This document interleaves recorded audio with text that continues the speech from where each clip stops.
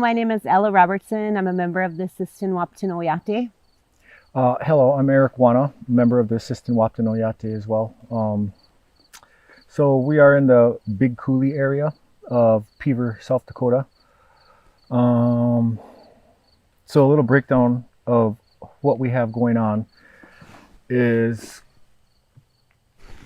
We have a traditional garden where we grow heirloom seeds. One of our most important crop to us is our Wamnayaza, which is a traditional corn that we received from a tribal member over in the Granite Falls area from Upper Sioux community. And then also we have our high tunnel, which Eric received through a grant from NRCS, the EQUIP program. So it's kind of a combination of the two. And then we added some tree fabric because we're trying to juggle having a garden and working full time.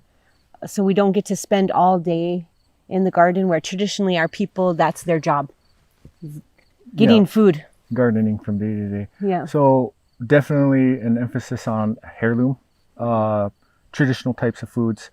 For instance, older varieties of tomatoes, if at all possible, traditional varieties of what we have here. For instance, ground plums or ground cherries. Something new we added to our garden this year. Similar to a tomatillo. We have a variety of different squashes we grow. You can see the apple trees behind us here. Through the years, I have been attempting grafting, trying to make an everything tree. You know, taking different clippings of trees I've had or found across the Sisseton Wahpeton Reservation anyways, and hoping to add it to it. So we're trying to have an orchard. Yeah.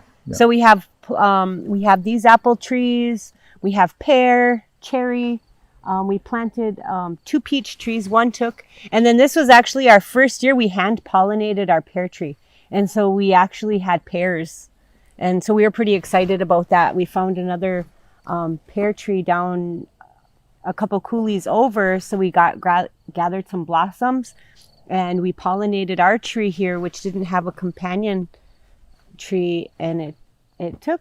So we were pretty excited about that. That was our first year because I've had that tree for like 14 years and it's never produced any pears. Yeah.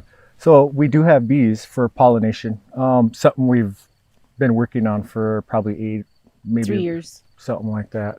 It's been longer than that. We started when I worked in the planning department over at Sisseton Wahpeton Oyate.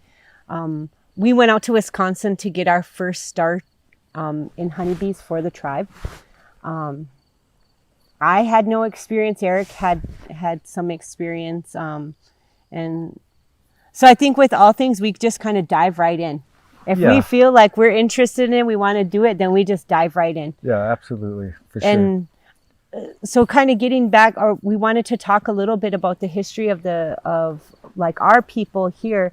And Eric's family has, you know, some generations back, they had a farm with cattle and so turn of the century 1900s type of deal. Farming was sort of given to us as a means of supporting ourselves. So some families took to it, others didn't. Fortunately, I come from a family that did do well in it. And it was a number of your families. Yeah, it was a number of families. So, you know, I could name a bunch of random families, but anyways, it stayed in our family and quite a few other families up until the 80s. I would say prior to me would be the last generation where we were actually still into farming and ranching. I'm not sure where the crossover went, where for some odd reason the families just sort of gave up, and I don't know where all that came from or how that came about, but so I'm a generation away from farming now. Slowly over the years with Ella, we've been putting our foot back into it and hoping to get back to that area. And my experience is different. My family didn't retain our original allotment of land. We didn't farm. We did do some gardening, you know, as a child. I remember gardening, but it was a hardship because we didn't have running water, so we would have to haul water. And so I didn't have that. Like Eric did, I didn't have that same experience. So I had a limited amount of experience, you know, gardening growing up. And it wasn't until probably the last, 5 or 7 years where like we became really serious about it. I mean, it wasn't just like we're going to go put some plants in the ground and forget about them and they're all up in weeds and you're like, hey, I got some tomatoes around here somewhere, because that has happened.